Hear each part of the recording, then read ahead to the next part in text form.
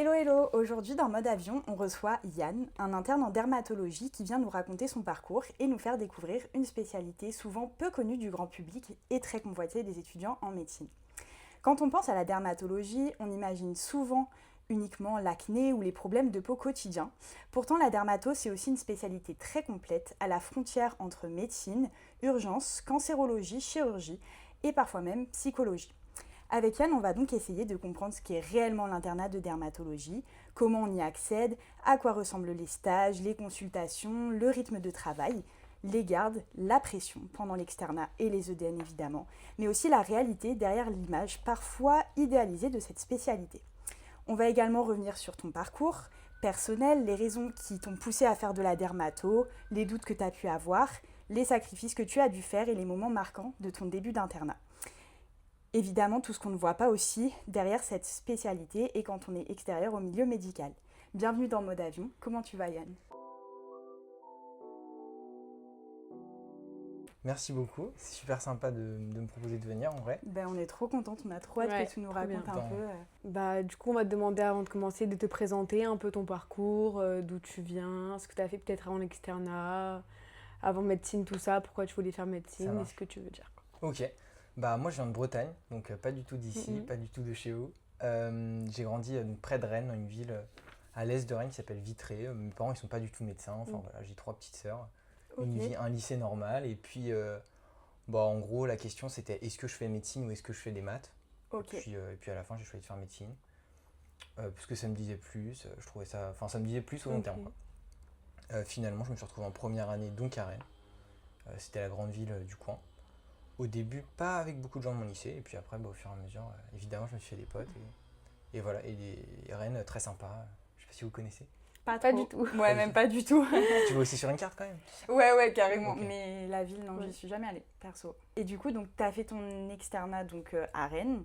Et qu'est-ce qui t'a fait que tu as voulu venir à Marseille? Tu avais un peu entendu des bons avis et tout. C'est quoi qui t'a motivé à venir dans le sud? Et un peu du coup tout quitter parce que c'est quand même loin de ta famille. En gros, je trouve qu'il y a quand même beaucoup de choix finalement quand t'es... en fait, je trouve que quand tu fais médecine, tu repousses toujours les choix comparé aux gens qui font des études plus courtes où vraiment tu t'orientes et puis tu choisis. Nous, on fait un peu un truc général, puis après tu choisis une spécialité, etc. Et les choix, j'ai l'impression qu'ils sont un peu par hasard, comme le choix de spécialité. Et finalement, en fait, ce choix-là, c'est un peu du hasard. Je suis venu une fois à Marseille. Ça fait depuis le lycée que je suis avec ma copine. Et elle est architecte. Du coup, il lui fallait une grande ville pour trouver du taf, parce que en vrai, c'est dur de trouver du taf, sauf pour nous. Mais en vrai, c'est dur de trouver du taf. Et surtout un taf intéressant. Donc on a décidé de bouger à Marseille, ça nous disait bien. Et puis en fait, je voulais aussi marquer un peu une rupture avec l'externat, une nouvelle vie. Je trouvais que c'était l'occasion de s'ouvrir à de nouvelles activités et découvrir vraiment, pour le coup, une nouvelle population, parce que c'est complètement différent en termes de mixité culturelle. Les gens sont pas du tout pareils. Ça, franchement, c'est pas du tout les mêmes tempéraments. C'est quand même un truc. L'Italie aussi, il y a quand même vachement de résonance italienne ici. Le Maghreb, c'est trop cool. Même du coup, au niveau de tes patients, c'est vrai qu'à l'hôpital, tu dois voir des pathologies qui diffèrent aussi de ce que tu aurais pu voir à Rennes, non? Alors, je me rends pas compte parce que j'ai pas fait beaucoup de dermato à Rennes. Je me rends pas compte à quel point c'est différent, franchement. Ce qui est sûr, c'est que par exemple, il y a beaucoup plus de drépanocytose qu'à Rennes, j'ai l'impression. Mais il y a quand même beaucoup plus de mixité. Je trouve que c'est 10 fois plus agréable, ce côté-là, ça c'est certain. Ok. Du coup, tu n'avais pas fait de stage pendant ton externat de dermato ou quoi? Si, si, quand même. J'ai fait 2 mois. 2 mois à peu près de... nous, c'était 8 semaines. 8 semaines de dermato entre ma 4e et ma 5e année. Donc vous, c'est D2, entre ma D2 et ma D3, c'est ça? Ok, donc c'est là que... Non, c'est pas une passion. Hein. Ok. Non, pour ça, on va y revenir c'est pas une passion. Avant de parler du coup de l'internat dermato, on va parler de l'externat. Un peu quel type d'externe t'étais, est-ce que tu travaillais beaucoup ou pas, ta méthode de travail pour en arriver là. 2e et 3e année, je crois qu'il ne faut pas les oublier. Moi, je trouve que c'est important d'en parler parce que, en fait, même si c'est des années beaucoup moins difficiles, c'est quand même des années où il y a du travail. Je trouve qu'on sous-estime un peu et c'est aussi, par contre, le moment où jamais de se faire des potes, je trouve. Parce qu'après, ça devient plus ça, plus c'est compliqué parce que les gens n'ont pas non plus que ça à faire de se réouvrir à un cercle et souvent, ils se sont déjà fait un cercle. Donc, 2e et 3e année, j'ai trouvé ça super chouette. Mais quand même, je trouve qu'il faut quand même avertir les étudiants que c'est pas des années... je pense que tu fais une licence de biologie, ta 2e année ta L2, elle ressemble pas du tout à notre 2e année quand même. Faut pas déconner. C'est quand même super dur. Et 2e, 3e année, moi j'ai vraiment bien aimé, surtout la sémio. En troisième année, c'est vraiment l'occasion de commencer. Et après, nous, c'était début des bouquins, donc 1er septembre, M4, quatrième année, on dit M4, M5, M6. Ok. Voilà. Et là, c'est là que ça a commencé. Je trouve qu'il y a plusieurs façons de voir le truc, mais moi, je suis un peu tombé dans le piège de directement partir à fond en essayant de trouver une méthode qui était un peu définitive, de me dire, les trucs, j'aurais pas le temps de les voir 36 fois, faut que vraiment dès le départ, je sois efficace. Et je pense que la pression au départ, elle venait de là, de me dire, vraiment là, faut trouver un système qui convient déjà pour les EDN. Ouais. Donc, tu vois, en essayant de faire des liens, mais en fait, vu que tu connais rien, c'est difficile de faire des liens, etc. Donc, c'était un peu un échec, franchement. Le début, j'ai trouvé ça très difficile. T'as mis combien de temps, justement, à un peu trouver cette place vraiment d'externe où t'étais en quelque sorte confiant dans ce que tu faisais? Je trouve que c'est un peu compliqué. En vrai, je me suis repris une claque début de cinquième année parce que nous, c'était pas les mêmes matières. En gros, nous, en quatrième année, on faisait les matières d'organes. Tu vois, le cœur, le neuro, les poumons, voilà. Et en fait, c'est vraiment en cinquième année qu'on faisait l'hémato, la néphro, l'infectio, et où là, tu te prends vraiment des maladies systémiques. Et là, ça devient dur. Enfin, des maladies qui touchent à tous les organes, des trucs très diffus. Donc je trouve que en fait, je me suis repris une claque en mode ah putain, mais en fait, ma façon de travailler, très segmentée, fonctionne plus du tout. Il faut tout croiser et c'est beaucoup plus difficile que ce que je pensais. Donc je dirais que, et même le bouquin de pédiatrie, qui est un des derniers bouquins que j'ai fait, donc en vrai, je dirais que j'ai jamais été vraiment confiant. Et même pendant les révisions, tu vois, tu te reprends une claque un peu de comment je vais parcourir si rapidement les bouquins. Ok. Parce que toi, du coup, c'était sur 2 ou 3 ans ton externat? Moi, c'était, si tu veux, on avait deux, comme vous. On débutait en quatrième année les bouquins et puis on passait les ECN, les 2DN du coup. Ouais, t'étais en octobre. Voilà, exactement. Exactement. Mais du coup, très studieux, très rigoureux. Franchement, hyper rigoureux. Enfin, je pense que c'était ça qui a quand même dicté ma méthode. Ouais, j'ai énormément travaillé. Franchement, j'ai énormément travaillé. Mais t'as pas pris des pauses, des moments... Si, bien sûr. Pour tenir, évidemment, genre typiquement, des week-ends, il y en avait, allez, on va dire un par mois. Non, un tous les mois et demi, par semestre, on va dire. Et après, forcément, il y avait des journées plus cool que d'autres. Il y avait les stages où nous, c'est comme vous, en fait, nous, c'était des stages à la journée. On faisait 2 semaines de stage, 2 semaines de pause. Et donc, les moments où j'étais en stage, quand je rentrais, c'était plus cool. Et puis, ce qui était sympa, c'était quand même ce côté à la BU. Enfin, c'est un peu... je sais pas, il faut pas le romantiser parce que c'est des journées qui sont difficiles, mais t'es avec tes potes, t'es à la BU. Il y a un côté un peu banc de la fac qui est sympa, quoi. Il y en a beaucoup qui le disent ça après avoir fait l'externat, que finalement c'était aussi des bons moments d'avoir passé, d'avoir fait ça avec ses potes et tout, les moments BU. Enfin, quand tu reviens dessus, c'est vrai que sur le moment présent, c'est pas les meilleurs moments de ta vie, mais c'est mieux d'aller à la BU avec ses amis qu'être seul chez soi, c'est beaucoup plus motivant. Et même les pauses, tu rigoles, tu parles d'autres choses. Ouais, c'est important. Sympa. Carrément, mais il y a des gens qui arrivent à travailler que chez eux. Et puis il y a aussi des périodes où tu es un peu obligé de travailler chez toi, de te mettre dans un tunnel, enfin ça dépend de comment tu travailles. Mais... Et du coup, tu as souvent changé de méthode de travail? Ouais, beaucoup. J'ai pas fait un bouquin comme un autre. Je trouve que aussi les bouquins, ils sont édités, même si par exemple les maçons, ils sont tous édités de la même manière, je trouve que tu as des... on voit que c'est pas les mêmes personnes qui les écrivent, et ça t'oblige quand même à être assez modulable. Ben moi, c'est ça qui m'a beaucoup perturbée au début de l'externat. C'est qu'en fait, j'ai toujours été à avoir une seule méthode de travail qui marchait tout le temps et tout. Et c'est vrai que je me suis rendu compte qu'en fait, tu la modules à chaque collège. Ça m'a un peu... Je savais pas si c'était moi qui savais pas finalement travailler, pas trouver ma méthode de travail. Et en fait, plus on en parlait, plus tout le monde était dans ce truc. Bah non, en fait, c'est normal. Chaque collège travaille un peu différemment. Chaque matière aussi, selon ce que tu apprends, tu la travailles différemment. Donc, En vrai, je trouve que ça dépend même des moments, ta motivation et tout. Enfin, ça dépend tellement de facteurs. Toutes les rotas, tous les collèges changent de méthode. Un jour j'écris, un jour je récite, un jour pour pas que ce fais soit rien, beaucoup de CM ou pas beaucoup. C'est hyper variable.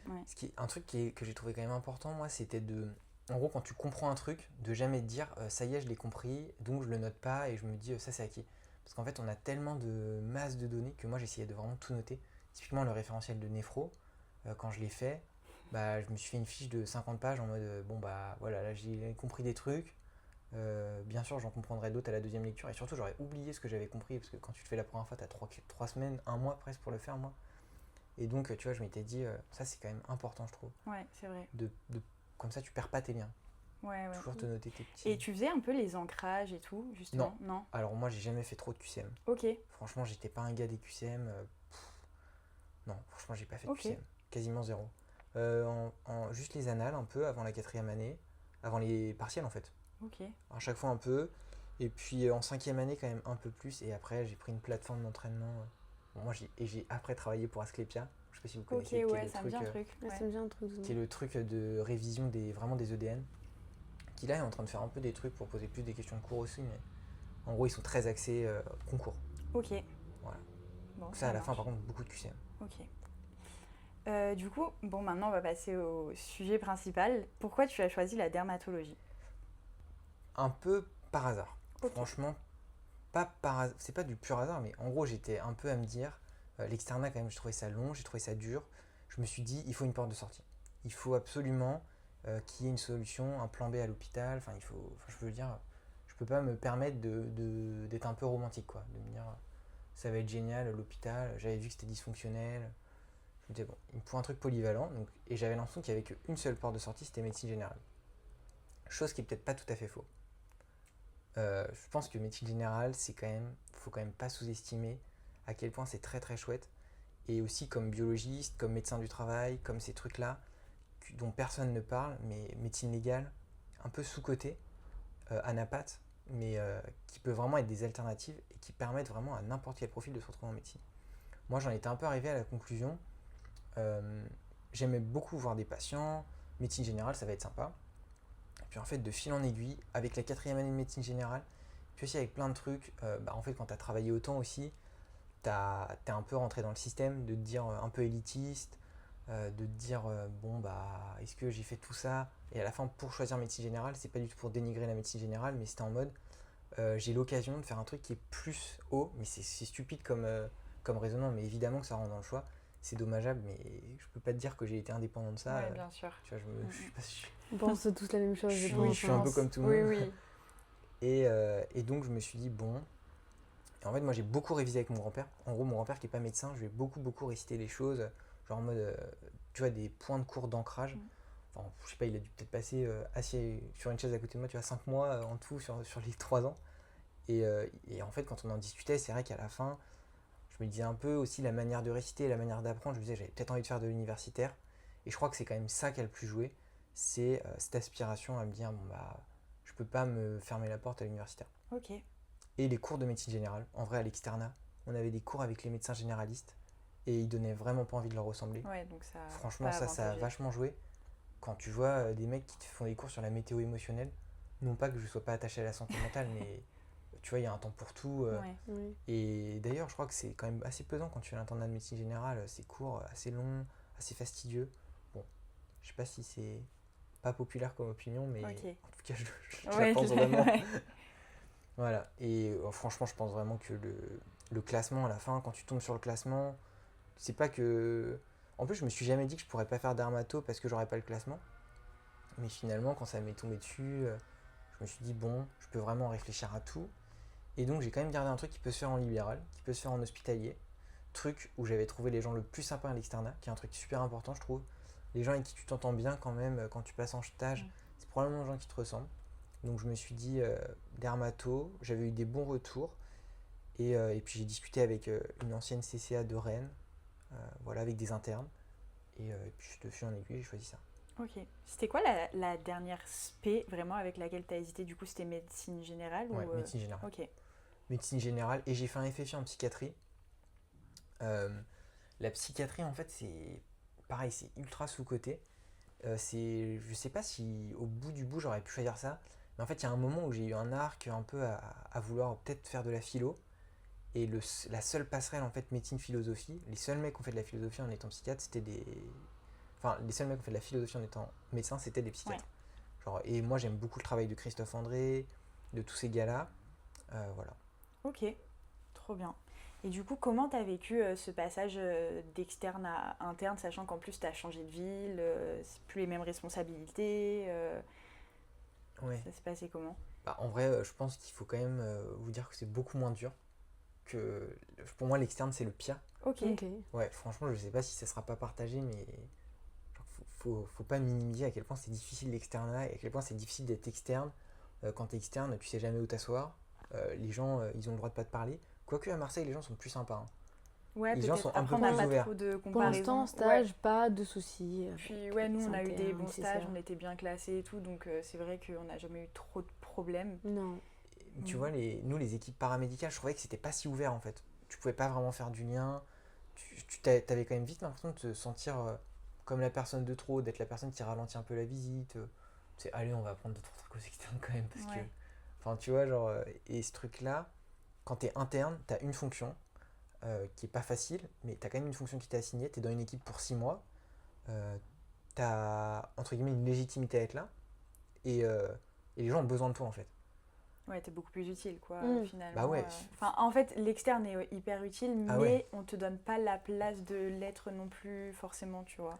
Exactement. Ouais, exactement. Et en fait, quand t'es interne, on est aussi obligé un peu de t'expliquer comment faire. Quand t'es externe, comme tu restes que 4 semaines, vous, je pense qu'il y a plein d'externes où personne leur dit trop quoi faire. Tu glandes un peu. C'est exactement ça. On change trop vite. Ouais. Et même les gens le disent, médical par médical, ça change tout le temps, va falloir leur réapprendre, va falloir leur... c'est ça. Et en boucle, et du coup, nous, à la fin, même tu vas voir l'interne, tu dis, bon, je peux faire quoi, tu vois, il dit, rien. Il fait comme ça, et t'es en mode, Et le truc aussi, la frustration de, je peux faire quoi, rien, mais reste quand même, et pour autant, t'as une pile, voilà, t'as tes post-it qui t'attendent dans ta chambre, tu vois, genre, non, tu vois, ça fait chier. Ouais, grave. Donc faut pas minimiser, non, c'est ultra difficile. Même en termes de comment tu peux bouillonner en étant externe, en mode, il me garde, genre, il est sérieux à me garder, à glander là, tu vois, genre ça, tu le ressens plus quand t'es interne. T'as quand même des trucs comme ça. Donc je dirais l'internat déjà beaucoup moins difficile, aussi beaucoup moins de pression de concours et tout, après ça dépend. Moi la pression elle était scolaire. Là, tu as beaucoup moins de pression scolaire. Moi, j'ai commencé en médecine interne, pas en dermato, chez Schleinitz, du coup. Ok. Voilà. Donc, c'était dense, c'était quand même très difficile, des gros horaires. Ce qui est difficile au début, c'est que tu es noyé. En fait, tu pensais que tu allais faire un métier où il fallait beaucoup de connaissances et tu te rends compte que la principale tâche, c'est de l'organisation. En gros, ce qui va discriminer deux internes, c'est, je pense pas leur connaissance, c'est vraiment sur les premiers mois, leur faculté à gérer un volume de missions énorme et très dur de hiérarchiser. Parce que du coup, imagine que tu as un patient qui est fébrile. Dans ta tête, tu te dis c'est le 6e en termes de chambre dans l'ordre chronologique. Tu vas le voir en 6e, c'est une erreur. Parce que ça se trouve que le mec est bactériémique, qu'il fallait faire des émocs. Et en fait, ça, c'est tout l'apprentissage des premières semaines, de réussir à savoir quelle mission mettre en premier dans ta liste. Et aussi un peu de comprendre comment tes chefs fonctionnent. Donc ça, c'est très difficile. Et en astreinte, c'est encore pire quand tu as plein de patients. Parce que du coup, là, c'est même des malades que tu connais pas où tu dois te dire, bon, lui, il faut vraiment que j'aille le voir vite, etc. Mais en fait, au fur et à mesure, tu trouves des astuces pour... C'est au fur et à mesure, vraiment. Mais au début, il y a des échecs, ça c'est clair. Tu as un deuxième truc que tu dois apprendre à gérer, c'est les familles et vraiment les mécanismes de projection des patients, enfin les mécanismes de défense, notamment la projection agressive, où les gens t'embrouillent, surtout ici, les gens t'embrouillent quand même facilement. Donc ça faut quand même apprendre à deal avec. Et aussi, il faut apprendre à gérer la hiérarchie. Hein. En vrai, ça qu'est-ce que c'est difficile. Je dirais que c'est la mission la plus difficile. Hein. Okay. En fait, je crois que c'est les études de médecine, ça fait partie des endroits, mais peut-être que c'est plein d'endroits et que juste tu connais pas suffisamment le monde du travail, mais où tu n'as jamais une légitimité qui est acquise. Quoi. Où sans arrêt, tu te fais retourner. Quoi. C'est insupportable. Ouais, c'est vrai. Et donc ça change pas. Okay. Ça, factuellement... Ouais, t'as toujours quelqu'un au-dessus. Non, factuellement, ça, t'as toujours quelqu'un qui va te manquer de respect, qui va pas être agréable, qui dit pas... On t'apprend quand même peu de manière pédagogique, quand même beaucoup de trucs où c'est en mode, pourquoi t'as fait ça ? Parce que je savais pas qu'il fallait faire autrement, tout simplement, tu vois. Mais en tant qu'interne, vous n'avez pas plus que la légitimité de rebondir face à ça, alors que vraiment, quand t'es externe, pour moi, t'as rien du tout à dire. Quoi. Ce qui est difficile quand t'es externe, c'est que t'as beaucoup plus le sentiment de une erreur, c'est fini. Genre, c'est fini, je suis grillé, quoi. Alors que quand t'es interne, comme ça dure 6 mois, en effet, t'as le temps de te rattraper, t'as quand même un volume de travail qui est monstrueux. Donc effectivement, non, mais c'est pour ça que je te dis, c'est beaucoup plus facile. Mais t'as quand même ce truc de te dire, ah là là, ça s'arrête jamais, quoi. Ça s'arrête jamais, c'est terrible. Oui, c'est sûr. Et du coup, là, si tu pouvais un peu nous expliquer ta semaine ou ta journée type en tant qu'interne en dermato, ça serait quoi ? En dermato, en médecine interne, en gros, tu arrives à peu près à 8h15, 8h30. Tu repars le soir. En dermato, c'est pas mal, là, à 18h30, 18h45, 19h, quoi. En médecine interne, plutôt 20h. Là-dedans, tu as une semaine sur 4, une astreinte le week-end. Donc où tu vas... ça dépend. Soit ton service en dermato, tu pars à 13h. En médecine interne, tu fais 8h30, 18h30 pendant 2 jours. Et après, tu enchaînes ta semaine normale. Souvent, tu as un après-midi dans la semaine pour compenser ça. Et tu as une garde par mois aux urgences. La garde, elle est soit un week-end, soit un soir de la semaine. Et après, tu as les missions à côté. Ça dépend vraiment du stage. Mais en gros, tu as des stages où tu as quand même pas mal de travail universitaire. Là, par exemple, en dermatos, il y en a quand même pas mal.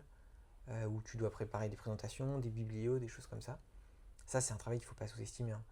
Par exemple, une bonne biblio, ça peut prendre 15 heures, quoi. Donc, tu vois, c'est quoi le principe La bibliographie.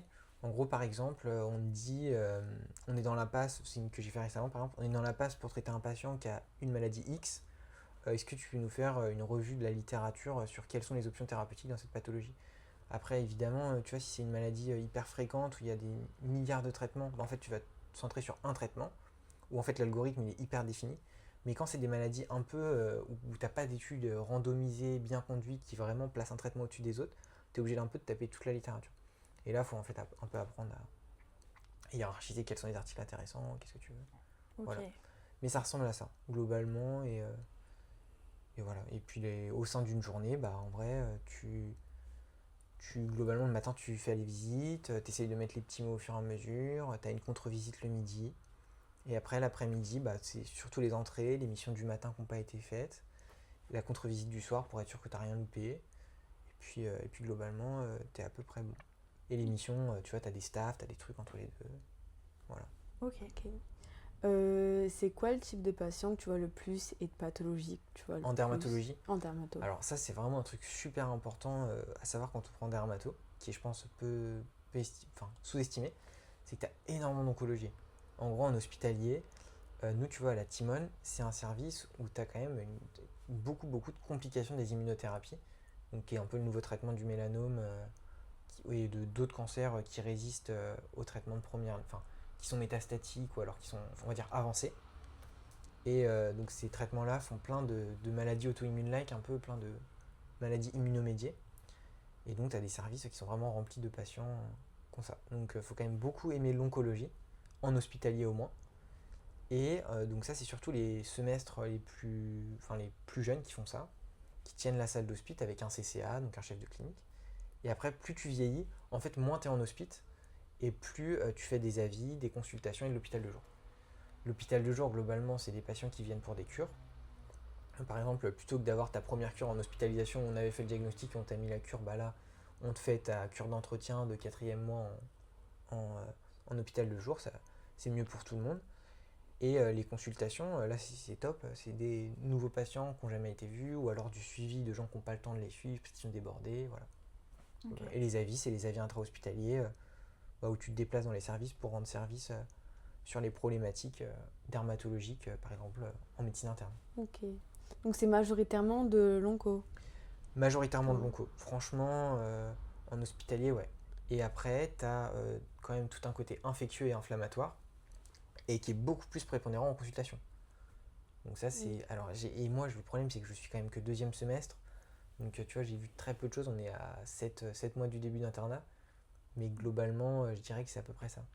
Et par contre, en ville, là, tu vois, hier, on avait un truc avec des dermatologues de ville, et tu vois que eux, ils sont beaucoup moins alertes sur les dernières recommandations du mélanome, etc. C'est quand même un peu une niche hospitalière, j'ai l'impression.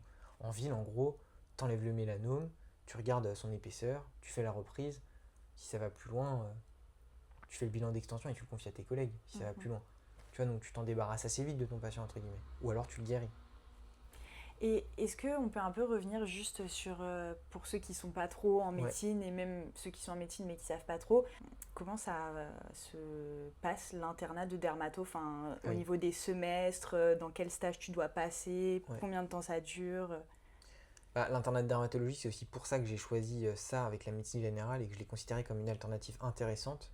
C'est que déjà, c'est que 4 ans. Donc ça, c'est exceptionnel. Il faut savoir qu'à peu près toutes les spécialités médicales, c'est 5 ans. Neuro, néphro, maladies infectieuses, pneumo, gastro, cardio, c'est 5 ans. Donc nous, on a de la chance. Bon, bien sûr, ça va changer. Hein. C'est sûr que ça va changer.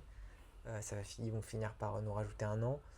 Et en partie pour les mauvaises raisons, parce qu'en partie pour, tu vois, la crédibilité de la spécialité, encore une fois, ce truc de un peu dénigrer la médecine générale et de se dire, bon, bah, puisque la médecine générale est à 4 ans, on ne peut pas, en tant que spécialité, être aussi à 4 ans. Alors, spécialité dans la tête des anciens, parce que pour nous, tout est une spécialité, mais avant, tu faisais que médecine, tu étais généraliste, quoi qu'il arrive. Donc voilà, et donc nous, c'est que 4 ans, avec en gros au moins 2 ou 3 semestres hors spécialité. Donc tu passes en médecine interne, en infectiologie, en chirurgie plastique, enfin où tu veux. Et après, c'est de la dermato, en centre universitaire et en centre périphérique, quoi. Voilà. Ok. Globalement, ça ressemble à ça. Ok. Et du coup, là, de tout ce que tu as vu pendant ces 7 mois, est-ce qu'il y a une situation qui t'a particulièrement marqué, une annonce ou même une situation, comme tu disais, avec une famille qui c'est un peu nouveau à gérer pour ton début d'internat?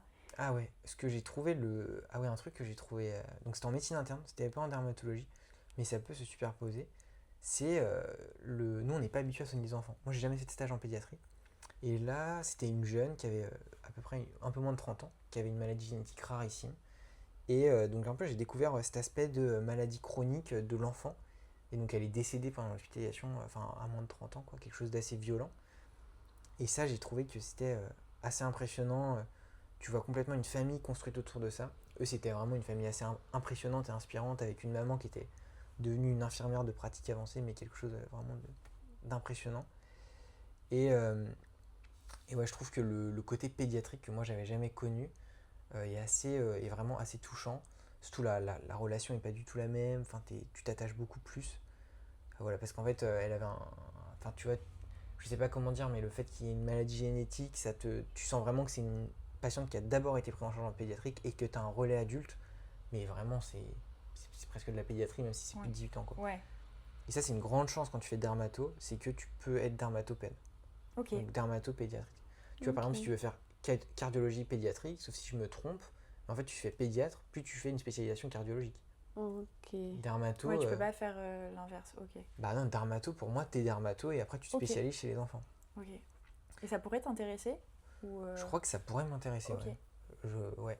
Mais en fait, je pense que ça tient à rien, toutes ces choses-là. Comme je te dis, mon choix de dermato aussi, ça tient à typiquement l'interne et la CCA que j'avais eu.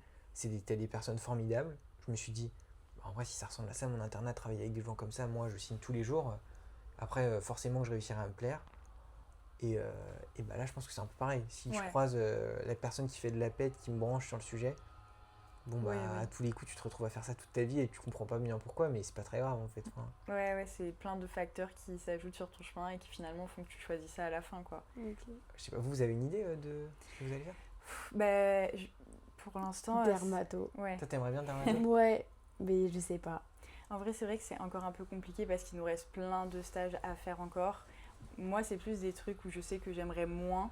Mais ou alors, par exemple, avoir un peu de chirurgie ou une spé un peu médico-chir. Mais précisément encore, je sais pas trop, perso.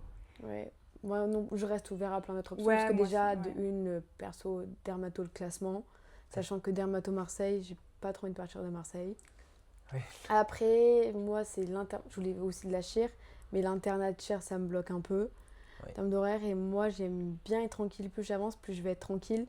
Et dermato, on en viendra après, mais je voulais savoir si c'était vraiment tranquille ou pas après, comment ça se passe l'internat. Mais je sais pas si c'est très prenant, qu'est-ce qu'on voit. Du coup, il y a beaucoup d'onco. J'ai pas encore fait de l'onco. Pour l'instant, je suis pas fan de ça, donc faut voir. Mais je suis fermée à rien. C'est un très bon raisonnement quand t'es au tout début de te dire d'abord qu'est-ce que je veux pas. Ouais. Et genre qu'est-ce qui me paraît incompatible avec ma vie future. Parce que finalement, tu vois, t'es tellement aliéné par le système un peu scolaire de médecine que t'oublies un peu quelles sont tes priorités de vie. En mode, bah en fait, si je veux un taf, non, c'est pas parce que... Enfin, évidemment que j'aimerais bien que mon taf soit intéressant et que je prenne du plaisir tous les jours, mais je veux surtout avoir à manger, avoir une vie cool et pouvoir faire des trucs à côté. Enfin, truc que t'oublies un peu quand t'es en médecine, mais fondamentalement, c'est ça le but du travail, quoi. C'est vrai. En tout cas, moi, mes priorités, elles ont changé. Avant, c'était médecine en 1. Et en vrai, non, c'est tout pareil, le sport, voir ma famille, mes amis, mon copain, et médecine avec, mais pas médecine et à côté, il n'y a plus rien. Sinon, c'est pas... Il y en a qui tiennent et qui adorent ça, mais personnellement, c'est pas possible. Mais c'est ça, je suis d'accord, c'est plus simple au début de faire par élimination que savoir précisément. Après, il y en a plein qui, quand même, ont une spé en tête de rêve depuis des années et tout, mais je trouve que, bon, déjà, de voir en stage, ça te donne une petite idée. Puis nous, il y a encore plein de trucs qu'on n'a pas fait, donc c'est plus une idée globale. Et pour l'instant, pareil, je suis pas fermée forcément sur des spé, quoi. T'as raison. Mais en fait, je sais celle que je veux pas. Ouais, pareil. Et encore, en vrai, il n'y en a pas non plus énormément que sur lesquels j'ai tiré un trait, quoi. Et après, on découvre en même temps, petit à petit. J'avais des trucs en mode je veux pas. Et en réfléchissant, je suis en mode pourquoi pas. Ouais, moi pareil, en passant en stage, finalement, il y a plein. Enfin, typiquement la neuro, j'étais pas hyper fan, et finalement, en passant en stage. La neuro, c'est. Ouais, après. C'est une des meilleures. Ouais. La neuro. Mais la neuro, c'est pareil, tu vois, la neuro, typiquement, tu passes en stage, il y a aussi ce que tu considères du bouquin, hyper sému et tout. Et en fait, tu te retrouves. Moi, c'est aussi ça un peu mon choc quand je suis passé en neuro, c'est que tu te retrouves face à des patients et en fait, t'as pas grand chose à leur proposer à la fin. C'est ça aussi qui est. Et ça, faut aussi savoir, toi, à quel point tu es capable de vivre avec ce truc-là, de voir tes patients qui ont une maladie de Charcot ou juste tu leur annonces que dans 3 ans, ils sont morts. Quoi. Enfin, grossièrement, c'est à peu près ça l'espérance de vie.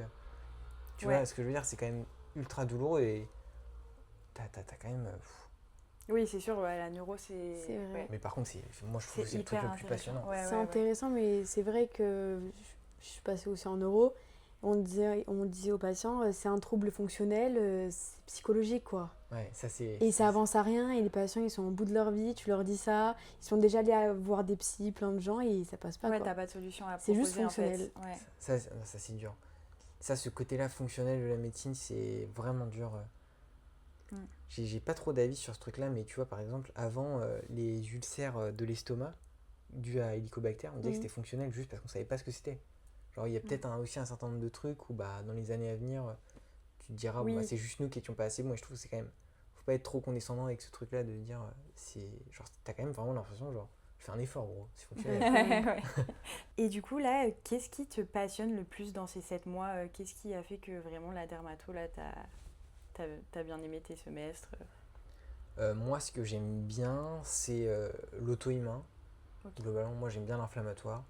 Si j'avais voulu un peu, si j'avais pas trop réfléchi à la qualité de vie, j'aurais probablement fait quelque chose comme médecine interne ou néphro, quelque chose comme ça, quoi. Et ouais, l'auto-immun, moi, les connectivites et les vascularites, c'est. Voilà. Et l'hémato, voilà. La cryoglobulinémie, tout ça, l'hémato, c'est vraiment des choses que j'adore. Ouais. Et t'en vois pas mal Enfin, t'en as vu surtout en med interne, en vrai. En med interne, j'en ai vu beaucoup. En dermato, tu as un DU de maladies systémiques, de maladies plutôt immunopathologie. Donc, et ça, peut-être je le ferai probablement, mais je me suis un peu penché sur ce truc-là. Ouais, ça, je trouve ça sympa. Ok. C'est à partir de quand que, pour ceux qui sont pas trop en médecine, que tu fais les DU, comment ça se passe C'est un peu flou pour moi aussi. Globalement, il faut différencier deux choses. Tu as les FST. Les FST, c'est vraiment des choses que tu fais pendant l'internat qui te donnent une double casquette. Par exemple, quand tu es dermato, tu peux faire la FST oncologie et tu es dermato-oncologue.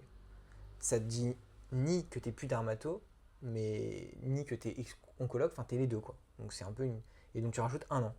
Par contre, si tu fais par exemple pneumo, je pense, que tu fais l'oncologie, comme c'est un internat de 5 ans, tu te rajoutes pas une année. C'est compris dedans. Donc voilà, il faut juste faire les stages en oncologie, en radiothérapie, il me semble. Le DU, c'est entre les deux. Le DU, en fait, t'en fais un peu quand t'en veux, quand t'as été diplômé ou avant d'être diplômé. Et ça te permet un peu de toi te former, mais un peu pour ta pratique personnelle. Imaginons que tu veux faire du laser. Pour faire du laser, c'est quand même confort d'avoir. T'as envie d'avoir le rationnel, comment ça fonctionne, tu vois, d'être formé, quoi. Donc, voilà, on dirait un peu ça, quoi, je pense. Ok. Comment tu gères la pression et les responsabilités en tant qu'interne Alors, par responsabilité, t'entends je trouve que c'est quand même vous qui gérez pas mal les patients. Ouais. Puis t'es dans la prise de décision que t'avais pas du tout avant en tant qu'externe et tout. Je Même trouve qu'il y a vraiment prescris. un gap entre la prise de décision d'externe et d'interne, alors en termes... c'est un mois de différence, quoi. On ne t'inclut pas dans le processus avant et du jour au lendemain, on te responsabilise. Ouais. Ok, ça je vois ce que tu veux dire. En gros, je pourrais pas vraiment te dire comment je le vis pas mal, sauf que je vois que c'est un peu bancal quand je fais des erreurs. Quand tu fais des erreurs, moi j'ai une tendance à cogiter, et là ça peut vraiment, la culpabilité, elle peut vraiment être intense quand même. Quand tu as fait une bêtise, tout est relatif, tu vois, c'est ça qu'il faut réussir à mettre en balance. Et en vrai, c'était quoi le problème de la bêtise? Est-ce que c'est un jour d'hospitalisation perdue? Bon, la société s'en remettra, et le patient aussi. Mais non, ça arrive ça arrive et ce qui est dur, c'est aux urgences aussi. Aux urgences, la responsabilité, elle est dure. Parce que il est 4h du mat, si ton chef il est couché, que tu fais sortir des gens tout seul, au début, ça fait bizarre quand même. Tu te dis, oulala, mais genre, qui je suis pour faire ça? Et puis finalement, faites au fur et à mesure, ouais. Parce que les responsabilités, je trouve pas ça si dur à encaisser. Par contre, les remises en question, où tu captes que tu as des responsabilités et qu'en fait là, tu vois qu'il n'y a pas qu'une exigence de moyens. Parce que en vrai, moi, je fais toujours mon max. Mais par contre, une exigence de résultat, là, tu te dis, oh, c'est dur quand même. Voilà. Qui vient des chefs ou des patients, en fait, finalement, ou du paramètre. Par exemple, un vrai échec, c'est quand ça, c'est vraiment douloureux. Tu as un patient qui fait une crise d'épilepsie, tu es tout seul, tu es avec l'équipe paramédicale et on te dit quoi faire. En fait, parfois, il n'y a rien à faire, tu vois. Il y a juste à être sûr qu'il n'a pas un déficit neurologique focal et qu'il respire bien, tu le mets en PLS et puis tu attends la réa, quoi. Okay. Et ça, c'est très difficile, en fait, aussi d'asseoir, toi, le fait que je sais ce qu'il faut faire, ne faisons rien. Tu vois, ça, c'est des décisions très compliquées. Et en fait, dans ces moments-là, tu sais franchement pas ce qu'il faut faire parce que trop difficile de remettre en place tes connaissances quand tu as quelqu'un qui est en train de criser. Donc, voilà. On fait rien si un patient est crise. Non, si un patient est crise, on fait pas rien. Mais genre, en fait, tu vois, pendant les manifestations, t'essayes surtout pas d'interagir avec lui. T'enlèves juste les lunettes. S'il en a sur la tête, t'enlèves juste les trucs. Tu mets les barrières pour pas que le gars il tombe du lit. En fait, t'as vraiment une mesure préventive. Mais une fois qu'il est en train de criser, en fait, t'es en train de préparer l'après. L'après, c'est tu vas le techniquer, tu vas lui mettre les voies veineuses, tu vas mettre l'oxygène, tu vas le mettre en PLS, voilà, etc. Et puis t'appelles l'arrêt, en fait, t'appelles à l'aide, quoi. C'est surtout ça la principale chose que tu vas faire. Ok. Et même niveau prescription des traitements, vous passez forcément par les CCA ou pas, ou vous prescrivez comme ça? Alors ça dépend pourquoi. Typiquement, tu peux très bien te retrouver à faire une entrée un soir, ton CCA ne regarde pas les prescriptions, et en fait c'est le lendemain matin que tu te rends compte que tu as administré quelque chose. Typiquement, insuffisance rénale aiguë, tu dois suspendre les néphrotoxiques, donc les inhibiteurs de l'enzyme de conversion, tout ce qui va perturber l'adaptation rénale. Tu te rends compte le lendemain qu'en vrai tu les as pas prescrits, que tu lui as laissé son furo. Bon, le furo c'est peut-être un peu extrême, mais juste tu n'as pas suspendu la metformine par exemple non plus. Là tu vois, tu te sens un peu con, tu te dis s'il devient lactique à cause de moi, ou alors en gros s'il fait les complications de la metformine, c'est ça que je veux dire, ou bien s'il majore son insuffisance rénale à cause de moi, bon, c'est dur quand même. C'est ça, je me dis. Ouais, en fait, c'est toi qui reprends toutes les responsabilités qu'en tant qu'externe, sur ça, t'es tranquille, quoi. Mais du bon travail d'externe, tu te rends pas compte, mais ça fait. Ouais, c'est sûr. Ça te permet en fait de prévenir un tas de problèmes. Parce que imaginons que l'externe a mis parfaitement l'ordonnance. Toi, tu te retrouves face à l'ordonnance et tranquillement, en fait, tu l'analyses et tu te dis, bon, évidemment, ça, je vais l'arrêter. Voilà. Ouais. Non, mais en vrai, ça nous gêne de ouf, les externes. C'est vrai. La dernière fois, il y a un interne d'urgence, il m'a dit, faut prescrire quoi comme antibio pour ça et tout, c'est ça ou ça. Moi, j'étais en mode. Ouais, comme tu veux. C'est pas moi. Passer du jour au lendemain de c'est pas moi à c'est moi, c'est dur quand même. Ouais, c'est vrai. Surtout que t'as pas ce truc de grade où t'avances un peu, tu vois, on te donne des petites responsabilités vraiment au fur et à mesure. Je trouve que t'es un peu tout le temps à stagner dans ton rôle. Que ce soit en 4e ou en 6e année finalement, et d'un coup là tu prends tous les rôles, toutes les responsabilités, tu vois. C'est vraiment par marche d'escalier. C'est comme entre le lycée et la première année, entre la 3e et la 4e, alors c'est tout le temps des grosses marches. Ouais, c'est ça, t'as jamais de petite progression et d'un coup tu passes à tout, à rien. Ouais, c'est ça aussi qui est dur du coup. C'est jamais progressif ou dans l'accompagnement. Puis les gens aussi oublient beaucoup, hein. Franchement. Les internes, les premiers, oublient ce que c'est d'être externe, les chefs oublient complètement ce que c'est d'être interne et d'être externe encore plus. Ça, je comprends pas comment c'est possible, mais ça rend fou quand même. Ouais, c'est vrai. Ça rend fou, ça. Et moi, je pourrais pas oublier, je crois. Je te jure, en fait, t'es tellement sous l'eau que c'est pas qu'il faut pas oublier, faut te le rappeler. Tu vois, c'est quelque chose de différent. Alors, faut être en permanence à te dire, quand j'étais externe, c'était tellement chiant. Genre, qu'est-ce qu'ils font là maintenant? Alors que toi, t'es sous l'eau et que parfois, t'as même pas le temps de penser à l'épicer, quoi. C'est sûr. Okay. Et c'est comment l'internat de dermato? Est-ce que c'est vraiment tranquille comme on pense? Parce qu'on a tendance à dire que la dermato, c'est une spécialité tranquille, t'as ton cabinet, c'est pas dur. Est-ce que... je crois pas que c'est tranquille, hein. Je crois que c'est quand même un internat de spécialité médicale. Je crois que tu peux peut-être t'arranger pour avoir un internat un peu moins difficile, mais faut quand même passer en médecine interne ou à l'IHU. Donc l'IHU, c'est l'infectiologie à Marseille, donc ça c'est des gros stages. Faut quand même, en fait la dermato, vraiment, quand je te dis qu'on n'y connaît rien, c'est que vraiment c'est difficile. faut te lire les ouvrages. Franchement, c'est pas facile, hein. C'est vraiment pas facile, honnêtement. Pour autant, c'est compatible avec une très bonne qualité de vie. Franchement, je trouve que c'est plus entraînant que... tu sais, en fait, c'est quelque chose qui est tellement visuel, où tu as tellement aussi une réflexion par analogie. Tu vois, donc tu as la réflexion un peu cognitive, hypothético-déductive, où tu vois un truc, tu le reconnais, t'enchaînes, et donc tu aboutis à un truc. Puis tu as aussi, donc tu te rappelles d'un patient. Et donc voilà. Et le fait qu'on voit beaucoup de malades avec beaucoup de lésions différentes, ça te donne envie, en fait, aussi, toi, d'aller creuser. C'est beaucoup plus entraînant, en fait. Okay. Donc faut pas le voir comme un frein, mais tu fais pas du 9h-17h. Non, c'est pas un internat, c'est pas du tout une vie tranquille de salarié français, non, c'est pas du tout la vérité. Okay. Par contre, quand tu es en cabinet après, je pense que tu peux très bien vivre. Parce qu'en fait, c'est une spé où tu peux gagner beaucoup d'argent. C'est quand même aussi pour ça que c'est beaucoup choisi, hein. Enfin, comme tu peux gagner beaucoup d'argent, bah, tu peux travailler très peu. Et donc après, tu as aussi le fait, si tu fais de l'esthétique, bon, là, tu peux travailler presque pas.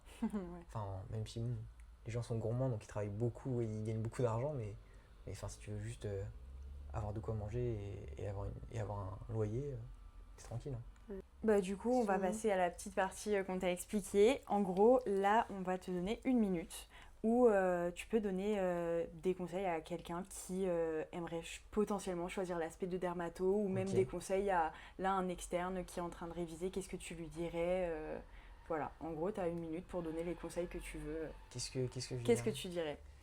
Je lui dirais bon courage, que ça sera plus jamais comme ça à l'externe, que c'est vraiment la pire période, mais de très très loin des études de médecine, franchement. Déjà, ça c'est le premier point de motivation. Je lui dirais qu'avec les connaissances de l'ECN, c'est absolument impressionnant le nombre de situations qu'on peut résoudre en fait à l'hôpital, qu'il y a pratiquement très peu de situations. En fait, imagine que tu es en médecine interne et tu as un problème néphrologique, c'est dans le bouquin de néphro. C'est impressionnant comment ça sert à rien de lire l'ouvrage surspécialisé. Donc ça, c'est quand même fou d'apprendre des connaissances qui te permettent de raisonner en 2 ans. Qu'est-ce que je lui dirais d'autre? Je lui dirais que même quand je pense pas à lui en stage, en vrai, je me souviens que c'était difficile. Et que la dermatologie, c'est super chouette et qu'il faut pas se dire... faut pas non plus que se frustrer et dire je l'aurai pas. Bon écoute, et puis si tu l'as pas, tu auras une alternative qui ira très bien. Tu peux faire médecine générale, faire un DU dermato. Tu auras une vie très équilibrée, tu seras heureux, hein. Franchement, tu verras tes enfants grandir pareil, tu seras très tranquille, hein. Non, mais c'est vrai. C'est vrai. Ouais. Merci Yann d'être venu, d'avoir partagé ton parcours et aussi d'avoir montré la réalité de l'internat de dermato, loin de ce que pense beaucoup de monde. On retient qu'au-delà de la peau, la dermato, ça touche d'autres aspects aussi, à l'humain, à l'image de soi et aussi à la psychologie, et parfois à des pathologies beaucoup plus lourdes que l'on imagine. Merci pour ton retour du coup sur l'internat, les responsabilités, les doutes et aussi tout ce que cette spécialité peut apporter humainement et médicalement. Merci à vous d'avoir écouté cet épisode et on se retrouve très bientôt pour un nouvel épisode. N'hésitez pas à le partager et à nous suivre sur les réseaux. À bientôt. Bisous. Merci à vous. Au revoir.